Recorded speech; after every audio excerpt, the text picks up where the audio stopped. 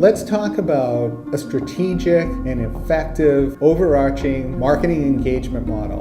And by that, I mean something that's high level.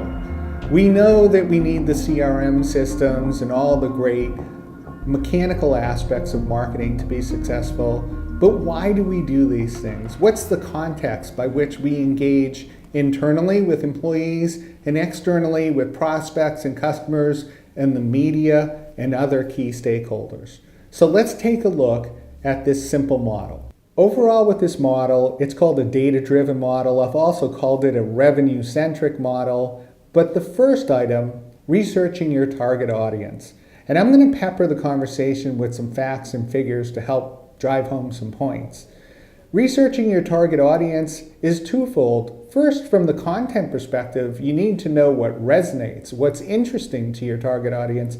And we talked a bit about how you get that content from internally and also talking to salespeople and customers and prospects and people who decided not to buy from you as well. So there's the content aspect. But also researching your target audience is important to build the size of your email marketing database. This is the direct marketing aspect of your whole program.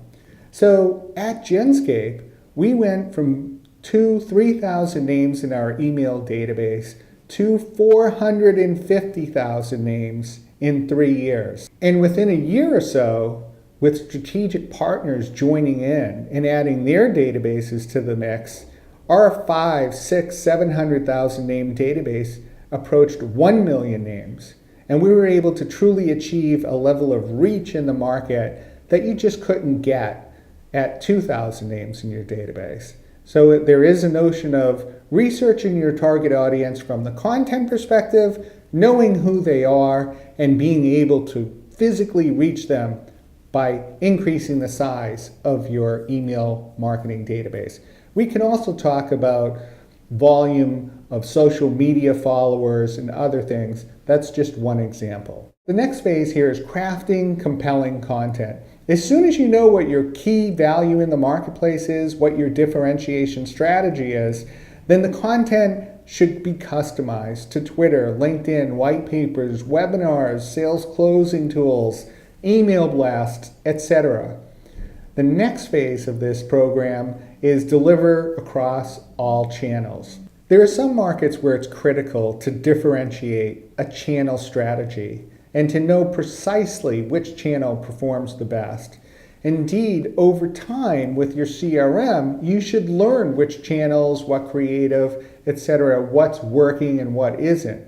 But I like to say, deliver your message across all channels because I find that it's really not that hard to take your content, repurpose it, and constantly put it out in a variety of different forms. Over time, as you have your CRM systems in place, you're going to be monitoring which programs, which channels, which activities, what content is driving the most business, essentially. You're tracking revenue growth and what works and what doesn't.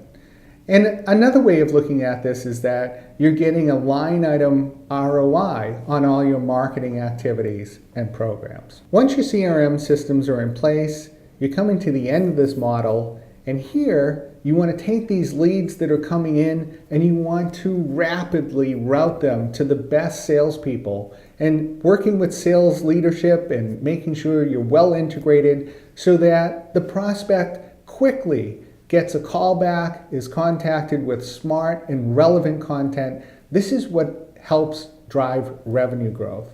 That's the handoff from marketing to sales. Our end goal is to increase our reach into the marketplace, to increase frequency, to track everything so that we know what works and what doesn't, and all in an effort to be as relevant as possible with our communications.